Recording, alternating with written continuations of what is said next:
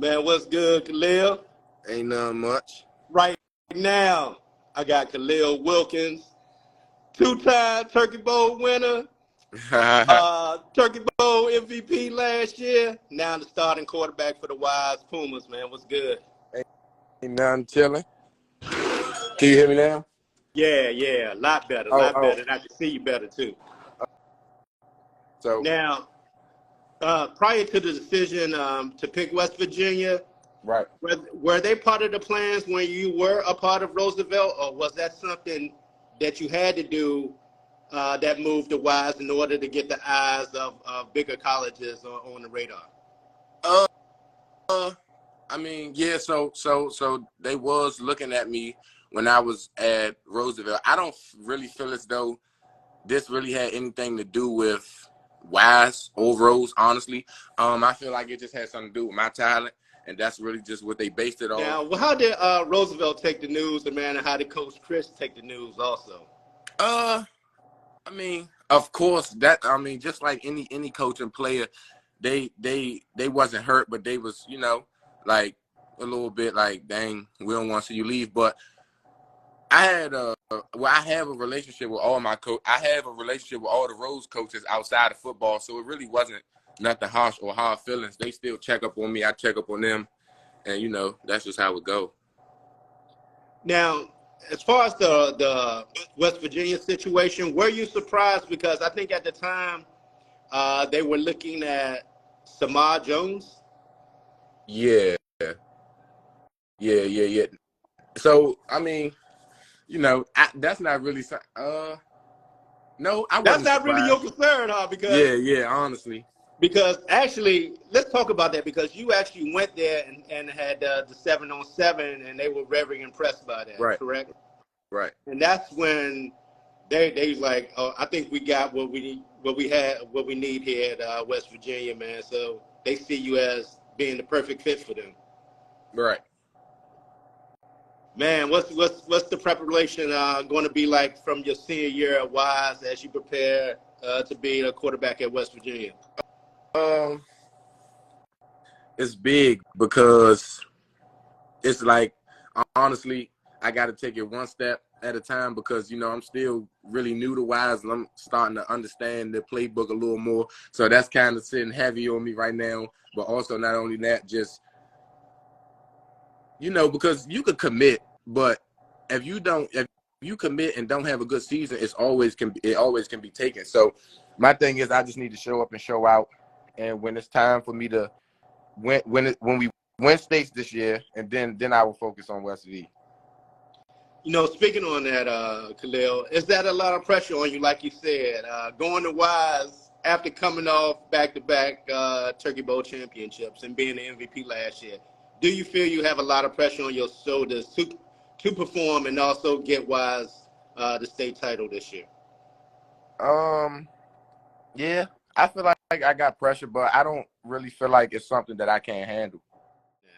What's some of the preparation that you've been doing in the off season to prepare for the season coming up? I know we had semi practices with football until the dark period, and then back to when we go into pads late August.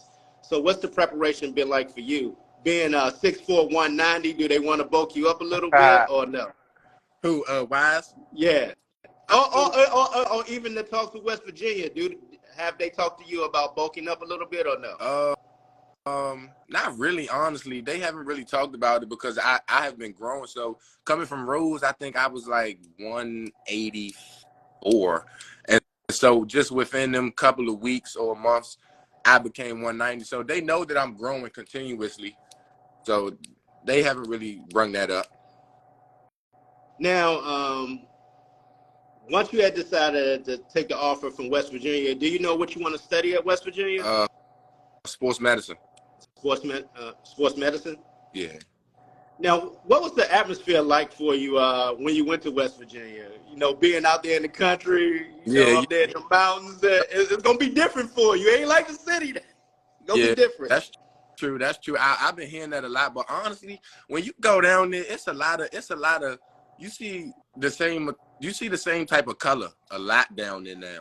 Like it's a couple of coaches on that team that's black. A lot of the players are black, so I don't really feel like I would just be going down there, like just nobody look like me. So I mean, that was kind of like a turn on for me.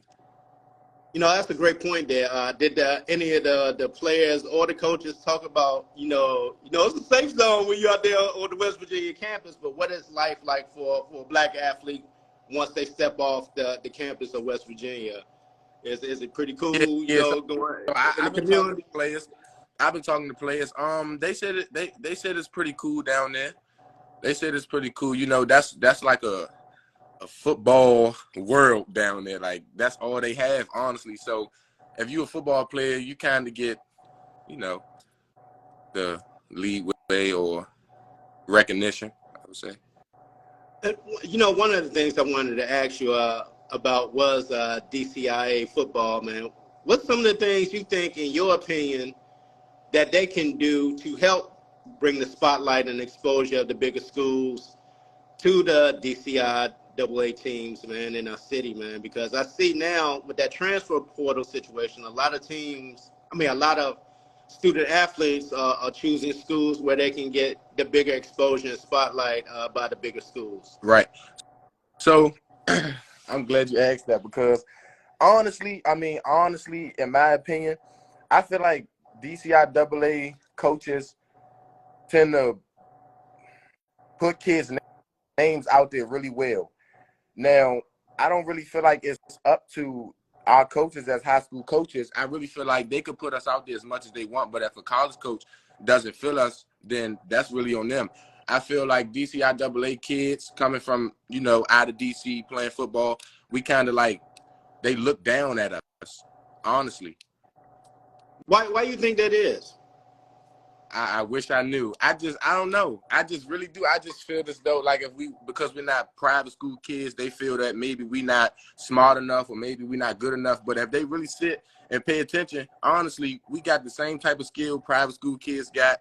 We D1 athletes, we can do it too, like anybody else. Oh, I understand what you're saying there. So you're saying with the kids coming out of the DC, they get the stigma of not being able to read the playbooks and and to grasp the plays quickly enough. Is that what you're saying? Oh wow. How do you think that can change? Because the reason I say that, because you see coaches like Coach Roman at Easton with his programs that he have to develop athletes in the summertime, and getting the pro athletes to come in and talk with the student athletes. So what else can they do, man, to really put the spotlight on DCII high school football athletes to keep them from going out to other schools? Honestly, I feel like we are DCIAA is on a good path to doing that. Coach Rome he been doing it big as far as bringing the spotlight, like taking kids to like Penn State and stuff, like HD Rose. Everybody, I feel as though they've been like giving kids a spotlight, and we just got to meet them halfway. But like, honestly, it's not really up to us. We could just do what we got to do and put it in God's hands. Now, speaking of West Virginia, will there be any familiar faces for you on the team, or are you going to be solo as far as as who you know on the team?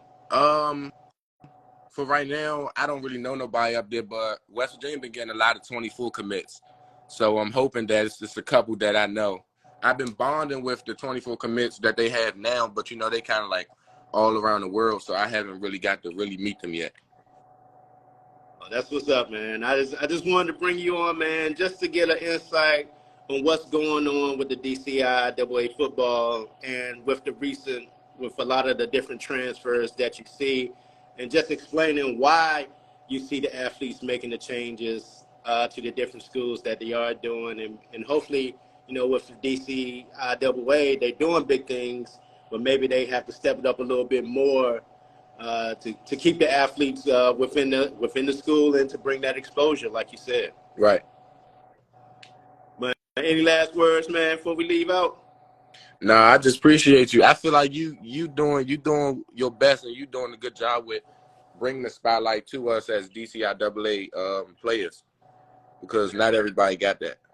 Man, I truly appreciate your time as always, big dog, man. And good luck on the upcoming season with Wise. Yes, And sir. man, and keep doing your thing, man. And hopefully see you on that football field on Saturdays, man. Doing your thing in West Virginia, big dog. Representing the area, man. Yes, sir. Definitely. Man, much respect, man. Congratulations again, big dog. Appreciate you. All right, there you have it. Lil Wilkins, quarterback, Wise Pumas. Also committed to West Virginia, man. Truly appreciate everyone tuning in to In the Trenches. If you have not followed yet, go to the In the Trenches football page. Please follow, because when the football season starts, all of my photos and videos will be going over there. And only thing I'll be putting over here on the Zed Brooks Multimedia side is like spotlighting different things I might be going on to send it over to the In the Trenches page, man. So once again, thank you for the support. Thank you, everyone, for tuning in. You're going to see more interviews like this coming up, and I truly appreciate it. In the Trenches, we out.